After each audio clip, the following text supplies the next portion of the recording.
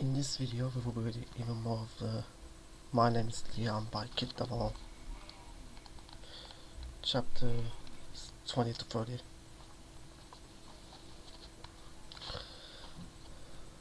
Chapter 28. Sylvia wakes him up early the next day. The skin on her face looks even more creased than usual and her eyes are hardly open. Ruff, she says as she sits at the kitchen table. Are you pretending to be a dog? Leon asks, smiling. She looks at him and points at the kettle. Leon feels it and flicks the switch. Then she points at her handbag and he passes it to her. She takes it on inside and then shoves it across the table and puts her hand on her arms. Your fault this is, she says. You and your bloody social workers booking themselves in that half-bloody 8. Leon finds the cigarette sticks one out and puts it in her hand. Thanks, love, she says. She drags her head up and it blows around on her shoulders. She lights a cigarette and blows the smoke up into the air. I've got about half an hour to look gorgeous. Leon says nothing. It's a new one. A big cheese. The boss of the boss. Something like that. A block at any rate. Sounds alright on the phone. You never know, never know. Leon says nothing. Could be my lucky day. She takes a mirror out of her bag and squints into it. Not too shabby, Sylv. Not too bad at all. In half an hour they are both ready. Leon only took a few minutes to get a wash and then Sylvia told him to tidy the kitchen. Sylvia spent all the time in her bedroom muttering and swearing. When she comes back she looks the same as she did before, but she has lipstick on and it's too bright. And it's not her teeth, but Leon is scared to tell her. She punches all the cushions on the sofa and fills the kettle. I used to be married, you know. Yes, didn't know that, did you? And Maureen, we were sisters that married brothers. She got the good one and I got the bastard kid. Sylvia goes to the front window, moves the net curtains aside and looks up and down the road. Then there was someone else, and he left me as well, up here. She taps her temple. Not just me, took leave of his senses, as they say. Cuckoo. Sylvia carries on tapping her temple even when she's not talking. I couldn't see it, but Mo knew it from off, said he needed to sort himself out. Don't we all? She lets the curtains drop. Look, here he is. Let him in, let him in. Wait. Quick. Now. Leon opens the front door and the man holds his hand out. You must be Leon. I'm Mike. He has a perfect social work smile and a hot damp hat. He has a checked shirt and shiny purple boots with yellow laces. He has short hair that sticks up like a brush and an earring in the shape of a cross that judders when he moves. Leon moves aside to let him in. Is Sylvia about? He asks. Sylvia comes out of the kitchen, showing her pink teeth and creased face. Mike holds his hand out. Mike Dent, independent reviewing officer for Leon. We spoke on. Come in, says Sylvia, and she points to an armchair. Coffee? Black, no sugar, please. While Sylvia is gone, Aaron gets some papers out of his briefcase. Leon can also see he also has a Mars bar in there, and Leon wonders if he has bought him a present. How are you, Leon? Alright. You're not maybe for me? No. Well, I'm an independent reviewing officer. I'm the person in charge of making sure we're taking care of you properly and we're listening to what you say. Part of my job is to talk to you face to face so I can be certain you're happy and well. You're old enough now to have your wishes and feelings taken into account and for you to tell us what those wishes and feelings are. I also have to think about what your needs are from our point of view and then make sure that all your needs are being met. Alright? Do you understand what I just said, Leon? Yes. I've come today to give you some more information on what's happening with replacement and also what are the plans for you in the long term. And also to ask how you are.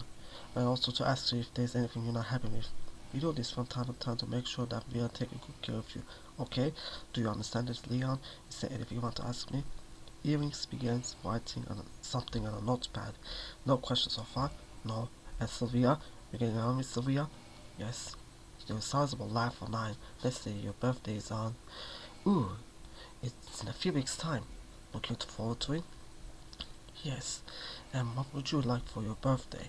Bet you've been talking to Sylvia about it all the time. I know I did when I was your age. Couldn't wait for my birthday to come around. Pestered the life out of my parents. Yes. Right, and you had an access visit with your mom on the, let's see, 8th. How was that? Was it good to see your mom again? Yes, says Leon, and he remembers Carol's brown stained teeth and the brown stained fingers when she picked up her bag. Leon, she said, I can't manage myself, let alone you. She squeezed his hand and walked out of the room. He ran to the door and watched her get smaller and smaller as she walked down the corridor. She had to press a button to get out, and while she was waiting for it to open, Leon thought she might turn around and wave, but she didn't. Leon, I said how about school? Do you like your school? No. Okay now. Thanks for this coffee, Sylvia. For the first part of the meeting, I'd like to speak to Leon on his own. Is that okay? Sylvia walks back into the kitchen. Right, okay, let's make a start. Ewing speaks too quickly, like he's running out of time. He asks all the questions the zebra asks, but faster, writing or talking, or putting ticks in boxes. He goes on for ages, then he sits back and takes a breath. Are you happy here, Leon? Yes. What's it like living with Sylvia? Leon looks at the door to the kitchen. He says, Sylvia behind him with a cigarette. Where is Maureen? When am I going back home?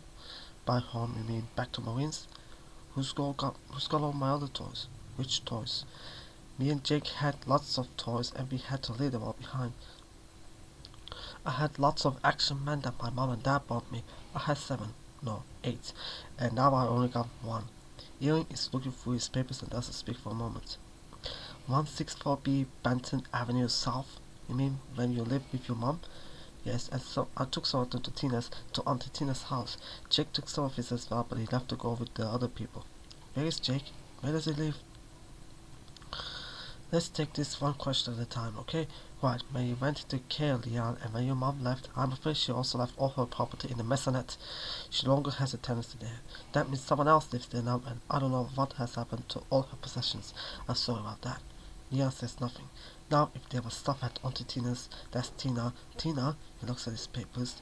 Tina Moore, then I could certainly try and follow that up for you and see if there's anything she forgot to pass on to us. Let me just write this down so I don't forget. He writes over it and then taps the paper with his pen. What else? Yes, right, you asked about Jake. Do you understand about adoption, Leon? Yes. What is adoption? Am I getting adopted? Is that what you would like, Leon? No, I want Jake to come back. Adoption is where you get a new family, a new mom, and or a new dad, and you go and live with them. Adoption is forever, Leon. It means you don't go back to your first family. You live with a new family all the time you're growing up. Where is he? Jake is living with his new family. Where does he live? He lives far away, Leon. Well, not that far, but he has a whole new life. Why can't I live with him? Ewing picks up his coffee cup and looks inside like he's trying to decide whether to drink or not. He puts it back on the table. This must be very hard for Leon. Jack was adopted because he was a little baby that needed looking after. You both needed looking after actually, but sometimes adoption is best for some children and fostering is best for other children. You said he would write to me. Me? The other one. The other social worker? Yes, well, he might. Is that something you would like? A letter from Jake? I've been waiting ages. Leon says and he decides to go to the toilet and gets his subscriber. As soon as he stands up, some tears spill out and Ewing sees them. Leon, he says, this is a very difficult thing to understand. You must miss him. He misses me, Leon shouts. He's crying for me. I heard him. Is that what you're worried about, Leon? You think Jake is unhappy? He needs me, says Leon. Only I can look after him. Ewing makes a little shaky movement with his hand. His Adam's apple bobs up and down his throat. It was a really, really hard decision to make you split you off from Jake, Leon. Really difficult, Leon. We tried to think of a way that we could keep it together, and a lot of people sat around a table. And after a long, long time, we couldn't find a way that was fair to both of you. We want you and your brother to be happy and have the best chance in life, and sometimes that means finding that happiness in different ways. Has anyone explained this to you before? Leon says nothing. Do you think you'd like to talk to someone about how you're feeling, Leon? Ewing isn't writing anymore, but he's making little dots on the paper with the end of his fountain pen. The end of the pen is like a little metal knife. It could be dangerous and it could kill someone. It could kill Ewing if Leon picked it up and stabbed him through the soft bit of his eye. He will push the pen in and writes on Ewing's brain, I fucking hate you. Black power. From Leon. Ewing's mouth is moving and is blinking, and all the time he's trying to be Leon's friend. Arrange for you to see someone. Special advice is trained to help children who have been through a difficult time. Would you like that? Jake will forget about me. Well, I won't forget him, but he might forget me. I think you're making him forget. You took him away so he could forget about me. You only care about him. You think you know what he wants, but you don't. Only I do. Leon, only me. No one else. They don't know how to look after him. I think he misses me. I'm sure he might be upset and you don't care. Then he puts his pen down and Leon knows every word that he's going to say. He knows he will turn his head a bit to the right and then to the left. He will talk slowly using baby words because he thinks Leon is stupid, but whatever words social workers use, they all mean the same thing. It's very difficult, he starts. Leon runs down the hallway and slams the bathroom door. He picks up the toilet seat and bangs it down. The noise makes him jump. He unravels all the toilet paper and shoves it down to the toilet bowl and then puts the towel in it and then Sylvia's dressing gown from the back of the door. He tries to close the lid but the toilet is too full so he just pulls and pulls it until his arms hurt and his fingers tingle and his face is all cooked and then he finally breaks and rips out of his socket. Leon catches himself in the mirror. He thought he would see the Incredible Hulk with grey skin and chest as wide as a double bed and a ripped shirt, but he looks just the same. He's nearly 10 and he's black and Jake is 1 and he's white. That's why Jake is adopted. That's what Maureen said and she's the only one who has never lied. Sylvia knocks on the door. "You alright, chick?" she says. Leon sits on the edge of the bath. He's wet himself. "Leon?" Sylvia opens the door. She doesn't say anything. Leon can feel the V itching his legs and he wants to take his jeans up but he can't move. The V's in his trainers as well as in his socks. Sylvia closes the door and he hears her go down the hallway. He can hear her voice and Ewing's voice and it sounds like an argument. Leon takes everything off, even his underpants, and goes into his bedroom. He puts his tracksuit trousers on with his school shoes and he sits on the bed. Sylvia will tell him to leave. She always said she wouldn't stand for any more rucksack nonsense. He finds his rucksack and makes sure that everything is inside. He has all the important things and all the zips are done up. He hears the front door close and he hears Sylvia coming back so he goes to stand at the window so he doesn't have to look at her. "Made a right mess of that bathroom, haven't you?" she says. He can hear the cigarette in the corner of her mouth. "What were you thinking?" Outside in Sylvia's garden there is a black and brown cat walking very slowly on the grass with his head down. He is going carefully like a soldier in the jungle. He's trying to catch something but Leon can't see what it is. It might be a mouse or a rat or a bird. Once Leon's mom bought him a kitten but it made him sneeze so his mom gave it away and bought him a dog with a battery in it. Leon wanted a real dog but his mom said no. Then Leon remembers Samson and the way Leon says that he will hold his paws and make his heart open. Leon starts to cry. Sylvia is still standing in the doorway. He can hear her breathing and smoking. He can hear her getting angry with him and telling him to leave. He drags his sleeve across his face, turns around and picks up his rucksack and waits for her to say it. "Where are you going?" she asks. Leon says nothing. "If you think Muggins is putting them pissy clothes in the washer and tying up, you're mistaken. Put your bag down. Come on." She puts her hand in his neck bag just like Maureen does and nudges him into the bathroom. Jeans, trainers, socks, pants, all of them in the bath. "Come on, I'm standing right here and watching." Leon does it. "Fish my best chewing gum off the bar and put that in the bath as well and try not to get any of that wet toilet paper on it. Don't make such a bloody mess on the floor neither. Watch it. Careful." Leon does it. "Now run and get 2 carry bags from under the sink. Quick, I'm counting to 10. Leon runs and comes back in an 8. "Now put your hands in there and get every single piece of toilet paper out and into one of the carry bags. And when I say every single piece, what do I mean? All of it. You bet your sweet life." She stands and watches him. It takes ages and she says nothing. When it's all done, she takes the carry bag, twists it around by the handles and knots it in the top. Then she puts it in the other carry bag and does the same. The lino on the floor of the bathroom is all wet. "Right, pick up the clothes out of the bath and bring them into the kitchen and be quick. Don't let them drip. Come on." They run down the hall together through the living room and into the kitchen. She drops the carry bag into the bin and then opens the door to the washing machine. "All in," she says. The trainers are as well. All in. Leon feeds everything into the washing machine and watches while Sylvia puts in the soap powder and turns it on. "Wash your hands."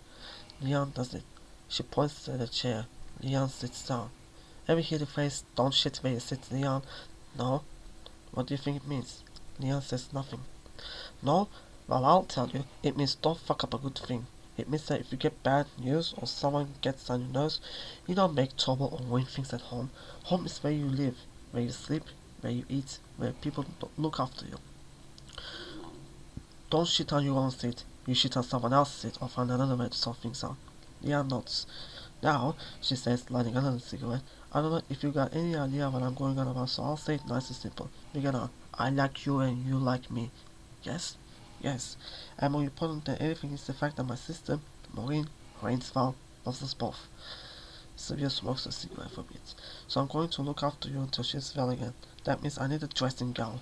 That also means I need a walking bag and I don't need aqua. Leon nods. Now if that means him Pink comes back here with any of his nonsense, I'll sort him out. I don't know what he said to upset you because I couldn't hear properly from where I was standing, but you leave him to me. He's already had the rough edge of my tongue. That's the first thing. The second thing is, I don't like any of that carry on in the bathroom. How much money have you got in your bag? Leon says nothing. I'm taking £2 off you for a new toilet seat. I'll take 50p a week out of your pocket money till it's paid off. She puts the kettle on and makes a cup of coffee. She gives Leon a drink of squash and a packet of crisps. In a minute, you're coming to the bathroom with me. We're mopping the floor with bleach and then you're getting in the bath. Bet your legs are itching. Leon nods. She smiles. Serves you right, she says. Then she stops still and looks off into the distance. I went to bed till last night and I shared her with our Marine. She stood up for me. She did. Said it was hers, so I didn't get into trouble. Sylvia stirs the spoon in her mouth. Hope she gets better. Chapter 29. Something's wrong. For days and days, Sylvia is on the phone, and when Leon comes into the room, she says goodbye or tells him to go outside, or she starts to whisper. She hasn't forgotten about the toilet paper and the best dressing gown. She hasn't forgiven him for shitting where he sits. Leon measures himself using the window ledge in his bedroom.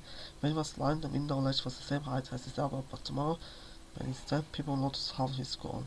Leon breathes in deeply and sees his chest grow. He feels his arms and shoulders full muscles. He needs to get strong if he's going to carry a heavy weight. He cycles up to the allotment straight after school. It's a sunny day and there are lots of people doing something to their little gardens. Mr. Devlin calls him over. Off the bike, boy.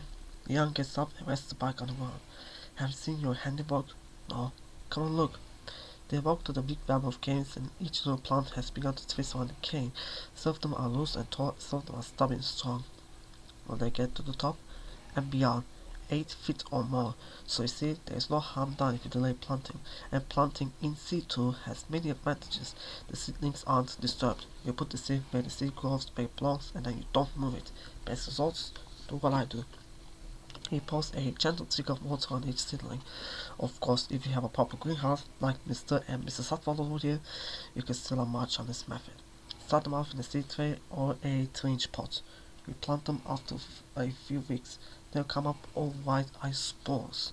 Yes, and every person Mr. Burroughs likes to tell us about all his achievements, but I'll tell you this, there is a rightness about planting seeds the way people have planted seeds for generations. Leon looks at Mr. Devlin's neat rows of honey beans. Not quite broadcasting, but fairly close. There was a field outside the schoolhouse, just under an acre. Very quiet, on the outskirts. Why do they call him Scarlet Emperor?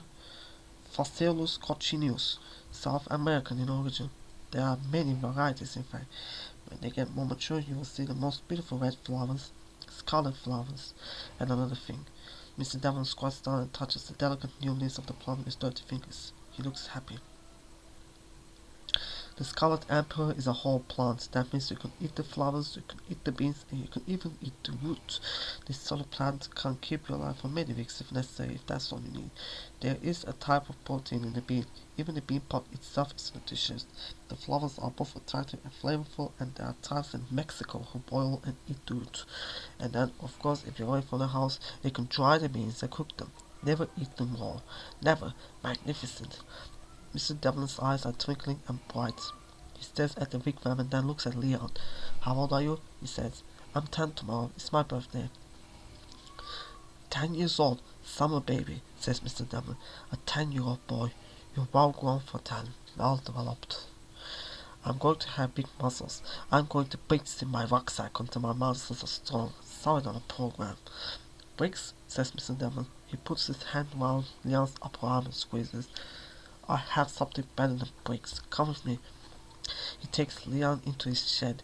Let me see, he says, and begins moving things on the shelves and behind the chair. He keeps dropping things on the armchair. A pair of brown leather shoes that are all molded in crease, some china plates with chips on, a tiny kettle, and a rolled up check blanket. These are all the things that Leon would like to touch, but then he drops the gun on the blanket and Leon gasps. He doesn't go off, but Mr. Devlin was very careful with it. Then he folds small things on it, some magazines, and a clock as a plastic rope. Yes, good, that's the thing. Look here.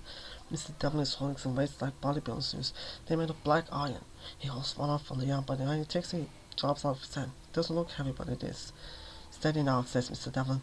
He crouches down, picks up the weight, and closes Leon's hand around it. He shows him how to breathe up and down, watching him closely, breathing in and out, smelling of oil and thinness and old people. Do you feel it? He says. Leon nods. Where do you feel it? In my arms, says Leon. Mr. Devlin presses Leon's chest. And here?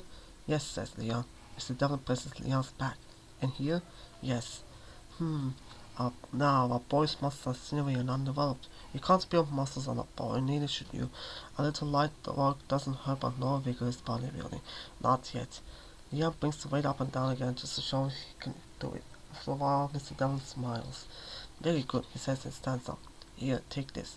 Leon takes the other weight and puts them both in his rucksack. It's heavy now and difficult to hold. Leon takes his time doing up the zip and making a fit at the bottom, and all the time Mr. Devlin is standing at the door watching him. Hey, you! It's Tufty's voice outside. Mr. Devlin turns round. Yes? He steps out of the shed and Leon hears Tufty shouting. What the fuck is this? Leon quickly goes to the old chair. He moves the magazine, the clock, the rope, and all the other things. He feels around till his hand closes on the butt of the gun. He grabs it and puts it in his rucksack. He mustn't touch the trigger. He puts the rucksack on. He cuts it to his shoulders as he steps outside. Mr. Devlin has his hands on his lips. Listen, Barrows, it's not my idea. It's the rules. Your father has sublet the plot to you. Subletting is prohibited, as you know. There was some discussion and I said, what the fuck is this? Tufty is shaking a piece of paper in Mr. Devlin's face. It's in the rules. However, if you're unhappy, there is an appeal procedure. Liar. I don't care what you think, Mr. Barrows. There was a committee meeting last night and... Bullshit. What committee meeting? This is about the police the other day. You see me do anything? You see me start any argument? I did nothing. This isn't about no fucking subletting. This is about racism. Pure and simple. Holy mother, you are ridiculous. I have nothing to gain by getting rid of you. This is between you and the committee. I have no dog in this fight. This ain't no fucking fight, and I ain't no fucking dog. You're just a foot soldier, man. You ain't no general here. You don't like it when you're not in charge, do you? You go around and cut down bushes with your fucking knife. Who taught you to cut down the bushes? You think this is a jungle or something? Tend to your own fucking business, man. General, I never claimed to be a general, you damn idiot. Tufty notices Leon then. Yeah? What you doing with that boy in there? What did you say? Mr. Devlin stands up tall, but he's still shorter than Tufty. You heard me. I seen the pictures you got in there. Little boys on your shelf. Tufty pulls Leon towards him. You don't go in there, you hear me? Stay away from that man. He don't like black people unless they're under 16. Yeah? How dare? But Tufty's towering over Mr. Devlin. He holds the paper up in the air and then flings it in Mr. Devlin's face. My father's been on this side for 20 years. How long you been here? Eh? How long? My father's gone home for 6 months. 6 months. I told you that. You know that. I've been coming here with my father since I was 5 years old. You think you could come here and tell me anything? He's coming back when he's good and ready, and when he does, he will find everything just how he left it. You get me? You ain't fooling me off this side. Don't send no fucking Ku Klux Klan orders to my father's house. Next time, I'll not play so nice. You get me? All the time, Tufty is walking forward and Mr. Devlin walking backwards, right into his shed. As soon as Mr. Devlin is gone, Leon goes and gets his bike. It would be hard to pedal with the weights on his back and with the gun in between them. He goes all along the path to his halfway house and tucks the door open. He lets it close gently, silently, but as soon as he puts the weights on the crook table, both legs break off and the weights crash on the floor. Leon peers through the glass, but there is no one nearby to hear. He takes the pistol from his rucksack and holds it up to the light. It's all black, shiny and smooth. It feels heavy in his hand and fits perfectly. He points at the door. Poof. Chapter 30. It's the 5th of July. Finally, Saturday. At last, Leon's birthday. He wakes up early. Sylvia hasn't even mentioned his presence or anything, and every time he tries to say something about it, she's talking on the phone or planning her steep party for the royal wedding. He thinks about the action man that he got for his last birthday and his other action man that he had to leave behind. He had lots of outfits and different guns, and they are all still at his old house where he used to live with Carol. He gets out of bed and walks slowly along the hallway in his pajamas. Sylvia is standing at the back door with a cigarette. She turns around when she sees him. Here he is. 10 years old and nearly looking me in the eye. Bloody hell, you've grown overnight. Come here. She bounced him to her skinny arms and kissed him on the cheek. He could smell her body and the cigarettes. There's a birthday kiss for you. I don't give them away very often. Not these days. She opens the kitchen cupboard and takes out a little box wrapped in glittery paper. That's from me, chick, she says, and here's your card. Then she opens the door to the cupboard where she keeps the vacuum and pulls a massive box out. And this is for more. Leon looks at his two presents. Can I open them now? Go on then. The paper is hard to get off the little present because there's so much sellotape, but inside is Darth Vader in a cardboard box. Luke Skywalker and Han Solo are good, but Darth Vader is evil, and Leon wonders if he will have a bad time if Darth Vader is in his bedroom. Thank you, Sylvia. Sylvia pushes the other box over to him. Wait till you see what's in this. There's so much paper, it takes ages, but it keeps going. It's an AT-AT Walker. Sylvia helps him take the cardboard box up and all the little bits of wire that hold it in place, and then Leon puts it onto the carpet. Then he makes him walk up and down and moves his head and fires all the guns. Is it good then? Asks Sylvia. Leon is still playing with the AT-AT when Sylvia sits down next to him on the carpet. Ooh, that's a long way down now, she says. Here you are. You've been waiting on this and between me and Maureen. We made sure you were going to have it on your birthday, so here. She gives him a soft brown envelope with his name tapped on the front. It feels like there's a card inside. Do you want me to open it for you? Sylvia says. Open it carefully. So he does. There's a photograph inside. It's Jake. He's sitting up and he has a lot of blonde hair just like Carol's. He's wearing a pale blue top with a velvet collar and mini pair of jeans. He has no shoes on, but his feet are much bigger than they used to be. He's smiling and he has a lot more teeth. One arm is reaching out for Leon. Jake is smiling, but Leon can't see he's tired and he doesn't like having his picture taken. Anyone can see that. Leon doesn't want to turn the photograph over because he knows the address will be on the other side, so he just pretends he can't stop looking at Jake, which is true anyway. There should be a letter in there as well. Leon puts the photograph down carefully by his AT-AT and takes the letter out. It isn't written by a baby. It's typed. What does it say? Says Sylvia. Dear Leon, I know it is your birthday, so I have sent you a photograph of me. I am very happy living with my new mom and dad. I have got lots of toys and I like playing with cars and trucks. I have my own bedroom with pictures of bears on the wall, and I go to nursery to play with my friends. I hope you are as happy as I am and hope you have lots of presents on your birthday. Lots of love from Jake. 3 kisses. There you go, says Sylvia, and she strokes his back. See, he's happy as Larry.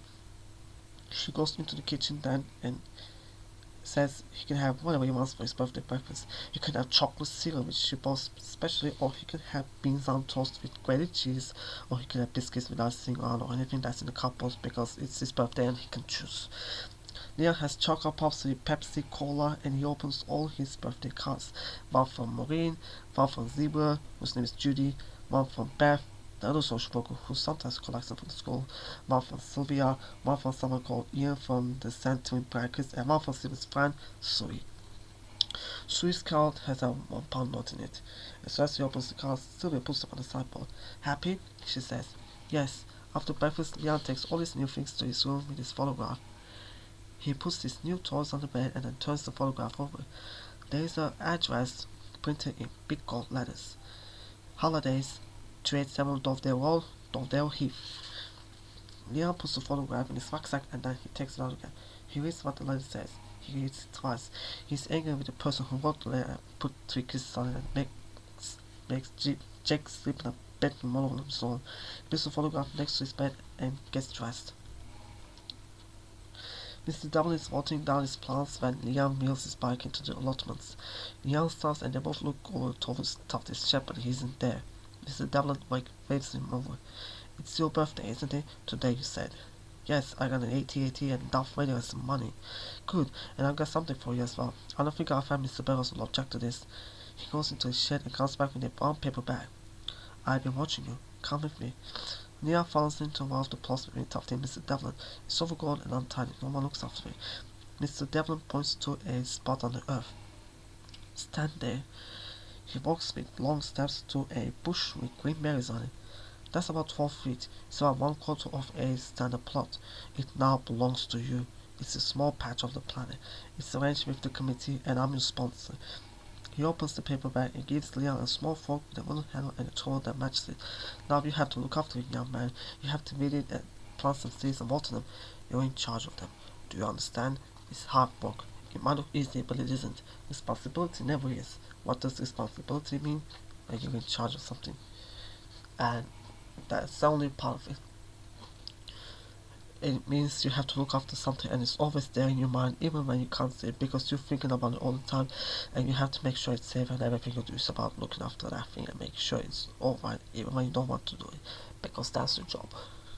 Mr. Devil nods and waits a little while before he speaks again. Very eloquent, yes, and now this one quart plot belongs to you. Look, he puts his hand in his pocket and takes out a packet of seeds. Scarlet Emperor, you remember we planted those seeds over there? Remember? Start with those. It's not too late in the season. I haven't got the big bam, Leon says. We'll do it together. Later. Leon's rucksack is so heavy. He has some tins of food from Sylvie's cupboard inside, and a bag of sugar and a blanket from the earring cupboard. He puts the rucksack down and looks at his plot. Then he looks at Tufty's plants and neat and tiny ones and Mr. Devlin's and Mr. and Mrs. Outwell's and all the others. Like Mr. Devlin said, it might look easy, but it isn't. It seems to me you might need a little help to get you started. Get the seeds on the ground and, here is just the man. Mr. Devlin moves away from Leon. He goes to the edge of Leon's little plot. Tufty's bike skids to a halt and he gets off. The two men look at each other for ages, but no one speaks, so Leon tells Tufty about his present. He gave you this, says Tufty, weighing the tools in his hand. He gave you any other presents? Have he gave you anything else? Some seeds, says Leon. They ain't enough. You need more than this to start with. Come. Leon turns away from Mr. Devlin, but he's already walking away. Leon's plant has some raised beds. That's what Tufty calls them, raised beds. They are mini gardens surrounded by wood. He has followed them as some raspberry bushes. The raspberries are sour. The best plot in the whole allotment is Mr. and Mrs. Outwell's, and the second best is a woman that wears long skirts, but third is Tufty's. Right, he says. We got to clear the beds first, then we walk on the path. It's my birthday today, says Leon. Yeah, I remember. You told me. I'm 10. Yeah? Tufty makes Leon sit down on one of his fold-up chairs and then he gives him a can of pop. You can't do hard work on your birthday, Star. You got to take it easy. Did you get your presents yet? I get an AT&T and Darth Vader. Yeah, that's good. And I got some money. Nice. And Mr. Devlin gave me these tools. They're good old tools, Star. Nice handles. Tufty slaps on his shoulder. 10. I remember being 10. You got no worries yet, Star. You got to enjoy it. Yeah, I wish I was 10 again, sometimes. Leon looks at his rucksack with the tins inside and thinks how fat he has to go on his bike. How did you get your muscles, Tufty? He asks. Me? Just born this way. I used to do a bit of martial arts when I was young. Tufty springs onto his feet and kicks the air. He swings one hand around in a circle and then stabs the air with the other. You want me to teach you some moves? Come, stand up. Stand like this. Leon stands with his feet apart. First thing you got to know is Kung Fu means walk hard, so this ain't easy. Not if you want to get it right. Okay, first you need to get your stance right. Your firm stance is going to keep you on your feet.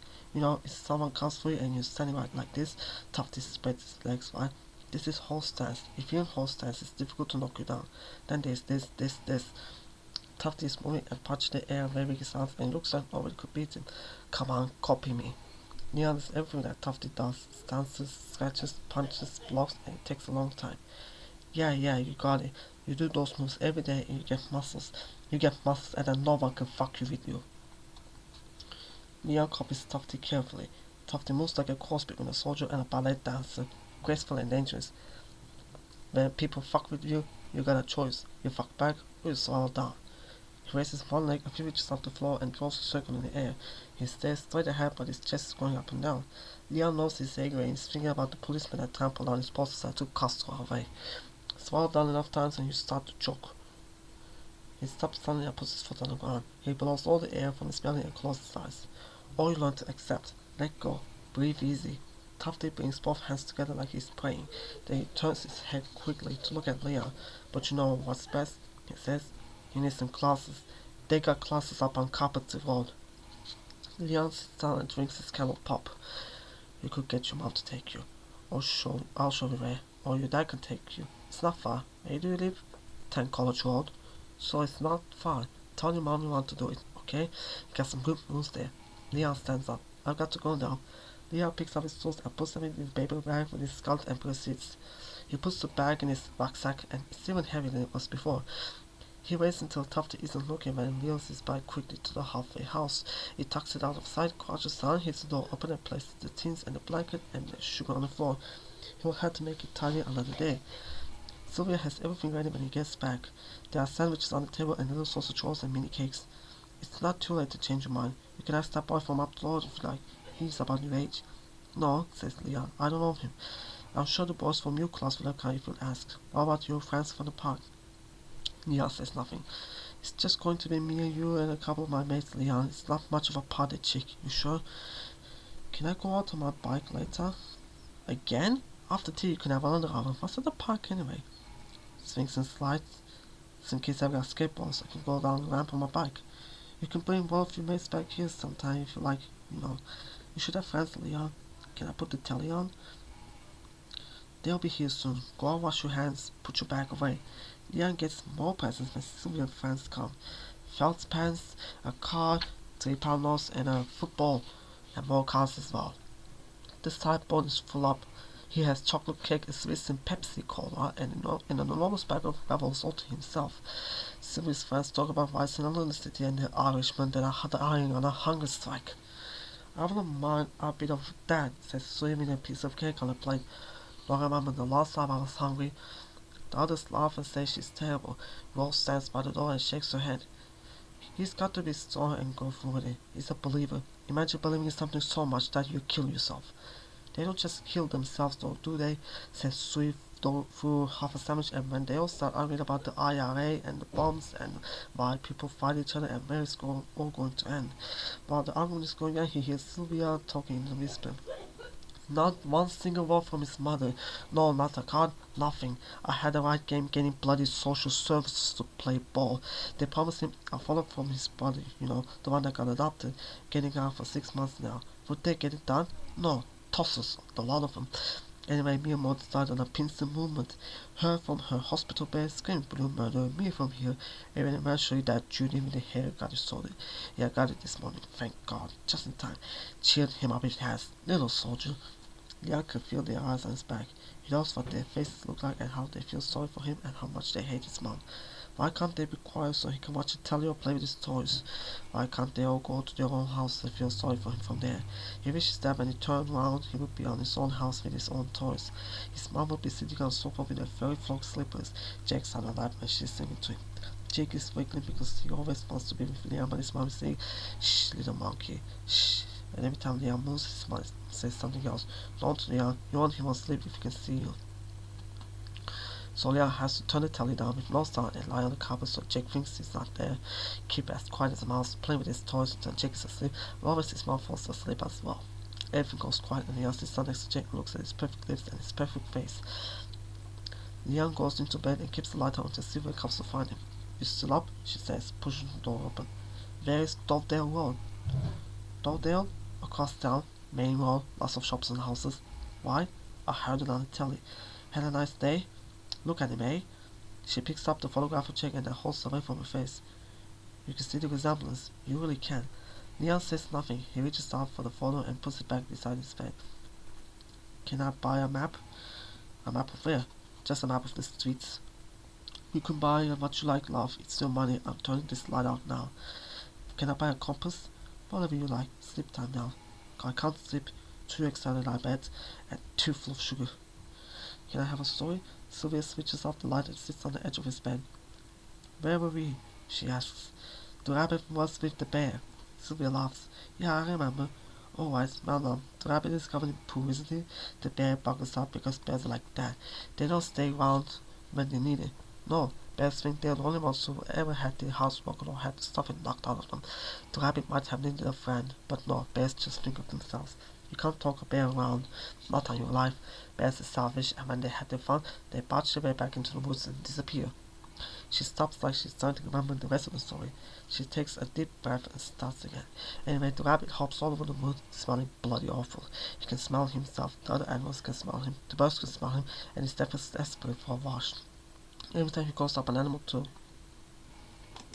to an animal to ask where the river is, they hold him not so well off. Eventually, after a long, long time, he stumbles across the river, flowing all lovely and blue through the woods. He runs up to it, but there is a pig standing on the bank. The rabbit thinks the pig is going to run away, but when he looks carefully, he sees the pig has a wooden leg. "Hello, pig," says the rabbit. "Oh, hello, rabbit," says the pig with the wooden leg. The pig sniffs the rabbit and says, "Oh dear, you better get in the river and get clean." So the rabbit does, but all the time he's thinking to himself, "Why has that pig got a wooden leg?" In the end, his curiosity gets the better of him and he asks the pig, "What happened to your leg, pig?" "Well, I'll tell you," said the pig. "My master lives on a farm, and one night I noticed that the stables were on fire, so I shouted as loud as I could and woke the farmer, who rescued all the horses." The rabbit was amazed. "So did you get burned in the fire and lose your leg?" "No," said the pig. "The fire spread to the chicken coop, and I had to run into the stables and get the master." "So did something fall on your leg?" said the rabbit. "Oh no, because then the fire spread to the farmhouse, and I had to run in and wake the mistress and get all the children out. I ran to all the bedrooms and pulled them out one by one. I let the youngest one ride on my back until we were out in the garden and we were safe." "Wow," said the rabbit.